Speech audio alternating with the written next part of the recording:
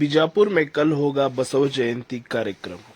आज माध्यम से बात करते हुए समाज सेवक नंदू गडगी और शंकर हुगार ने कहा कि कल शाम 4 बजे राम मंदिर से होते हुए शिवाजी सर्कल तक रैली का आयोजन होगा और इस कार्यक्रम में बीजापुर के एमएलए बसवनगौड़ा पाटिल यत्नाड़ और फिल्म एक्टर और कॉमेडी एक्टर्स भाग लेंगे और इस कार्यक्रम में डीजे का भी आयोजन किया जाएगा।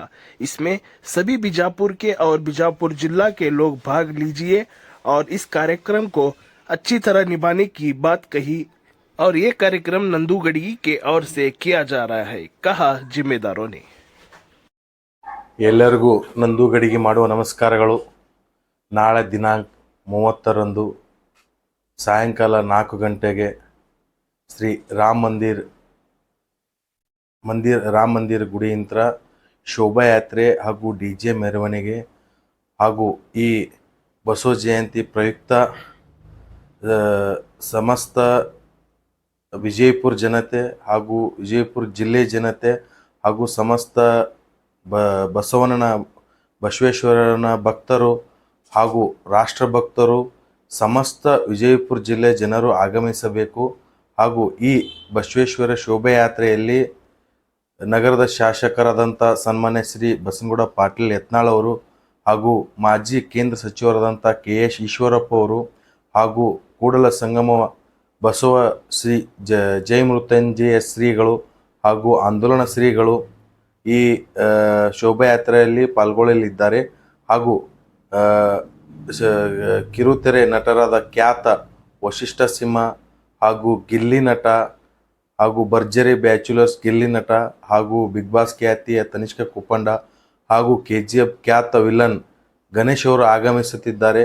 ಸಮಸ್ತ ವಿಜಯಪುರ ಜನತೆ ಹಾಗೂ ವಿಜಯಪುರ ಜಿಲ್ಲಾ ಜನತೆ ಹೆಚ್ಚಿನ ಜನಸಂಖ್ಯೆಯಲ್ಲಿ ಈ ಶೋಭಾಯಾತ್ರೆಯಲ್ಲಿ ಪಾಲ್ಗೊಳ್ಳಬೇಕಾಗಿ ವಿನಂತಿ।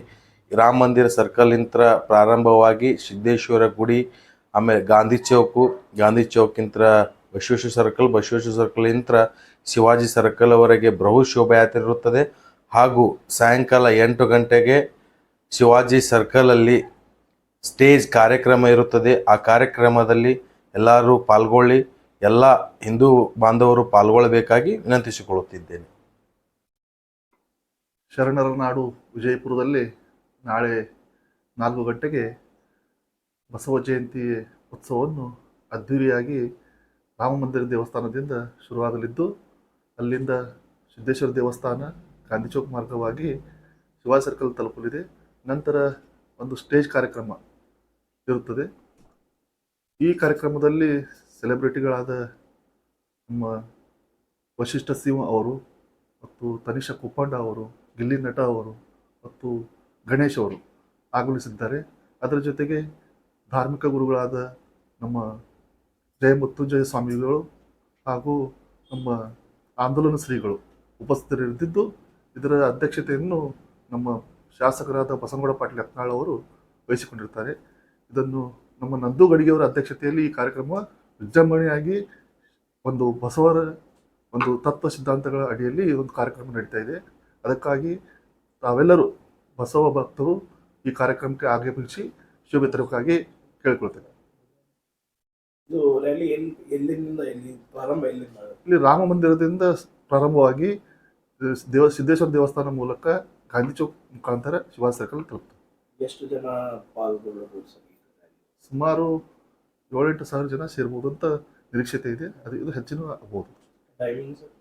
4 ಗಂಟೆಗೆ ಪ್ರಾರಂಭ ಆಗುತ್ತದೆ। ಶಂಕರ್ ಹುಗಾರ್, ಮಾಜಿ ನಿಕಟಪೂರ್ವ ನಗರ ಮಂಡಲ ಅಧ್ಯಕ್ಷರು।